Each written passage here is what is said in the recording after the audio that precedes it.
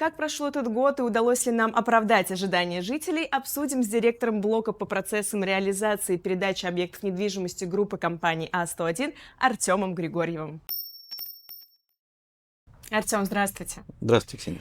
Расскажите, пожалуйста, для тех клиентов, которые только присматриваются к А101, либо уже получили ключи, в чем суть партнерской программы «Делай ремонт с умом»? «Делай ремонт с умом» — это отдельный проект компании. Этот проект предусмотрен для индивидуального подхода к каждому клиенту. Если существует типовая отделка от застройщика, то «Делай ремонт с умом» — это отделка персонализирована для каждого клиента.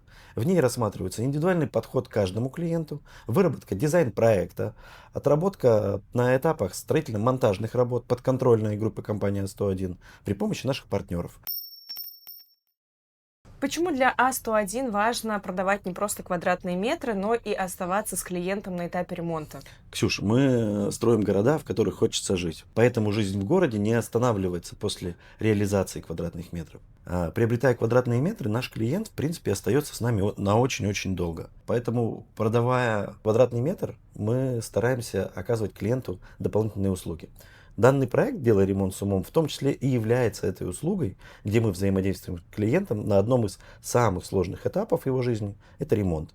Это не самый простой процесс раз, не самый дешевый процесс два, не самый краткосрочный, скажем так, процесс, потому что ремонт делается качественно от 3 до 6 месяцев. И на этом этапе мы остаемся опять же с клиентом, не оставляя его после продажи, а продолжая с ним взаимодействовать.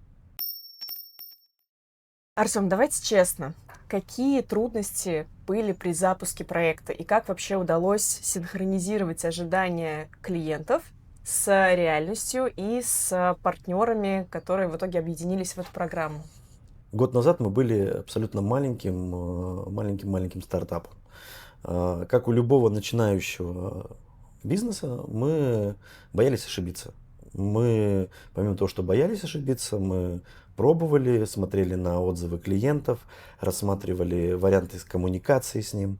Первый шаг, который был сделан нами, мы разместили проект «Делай ремонт с умом» непосредственно в офисах заселения. Туда мы пригласили в гости наших официальных партнеров, и они до сих пор находятся у нас в офисах заселения. Обращали внимание на взаимодействие с клиентом, смотрели на тренды рынка, смотрели, какие варианты предлагают наши партнеры по ремонтам и как они с ними работают.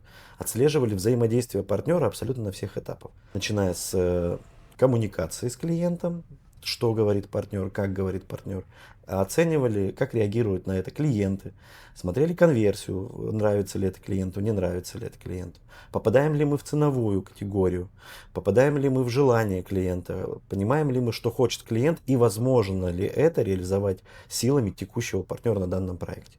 Где-то мы попадали в желание клиента, где-то мы сходились или не сходились с партнером по ценовой политике, потому что бизнес-модель нашего партнера, а он, кстати, является официальным партнером, бизнес которого направлен исключительно на строительно-монтажные работы и отделочные работы. Только таких партнеров мы выбирали. У нас в течение года были и смены партнеров, потому что мы, как оператор данного проекта, наблюдали за удовлетворенностью клиента, смотрели ли, попадаем ли мы в желание клиента, попадает ли наш партнер в те тренды, которые действуют сейчас на рынке. Классно, что мы, проведя тендер, отобрав как оператор к себе партнеров даже, наверное, да, делали акцент на качестве самого партнера, а не на то, быстро они делают или нет, потому что все партнеры были подобраны исключительно по тендеру и определенным 18 критериям. Это контроль деятельности, специализация по ремонтно-отделочным работам, собственное наличие бригад у самого партнера, взаимодействие с этим партнером на этапе обмена данными. Да, это говорим сейчас о системах учета, такие как CRM открытая для нас, CRM открытая для партнера наша. Артем, проект развивается достаточно активно. Как и почему появилось такое направление, как обустройство квартиры? Это запрос инвесторов или что-то еще? Вы знаете, мы смотрели на категорию клиентов, которые к нам обращаются.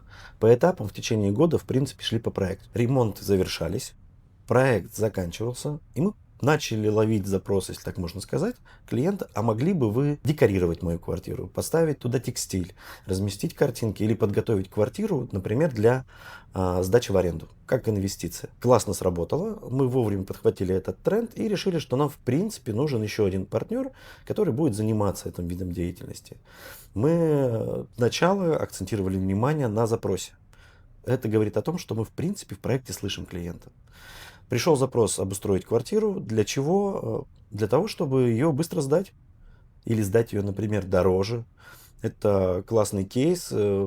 Решили попробовать, привлекли партнера, привлекли профессионального партнера, обладающего дизайнерским мышлением, видящим пространство, проект, архитектуру или пластику самой квартиры, как она отображается и так далее. У нас огромное количество ВАЗ-101 различных планировочных решений, поэтому можно абсолютно индивидуализировать разные объекты недвижимости под тот вкус, цвет или использование сценарной этой квартиры для той или иной роли. Например, студию можно декорировать одними и теми же текстилем, как и трехкомнатную квартиру. Только для студии это будет что-то бархатное, светлое или наоборот темное, что абсолютно прекрасно будет подходить с тем же текстилем для спальной комнаты.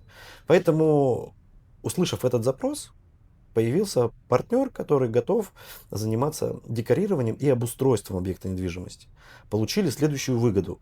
Мы получили себе клиентов, как бы это сейчас ни звучало, но в первую очередь мы удовлетворили потребность этого клиента.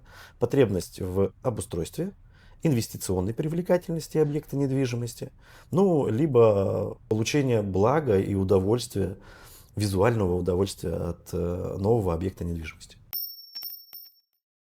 Мы ранее обсуждали такую глобальную тему, как культура ремонта. Как сейчас обстоит с этим дела и как вот эта самая культура влияет на жителей дома после заселения, после начала ремонта? Интересный вопрос. На самом деле прикольно наблюдать за тем, как меняется подход и требования клиентов к этому культурному коду ремонта. Культурный код ремонта – это когда наш объект заселяемый переходит в стадию после получения ключей и начала производства строительно-монтажных работ. Разные этапы строительно-монтажных работ на разном уровне формируют некую среду, в которой дальше будут уже жить сообщества, соседи, друзья, в конце концов, и общаются между собой.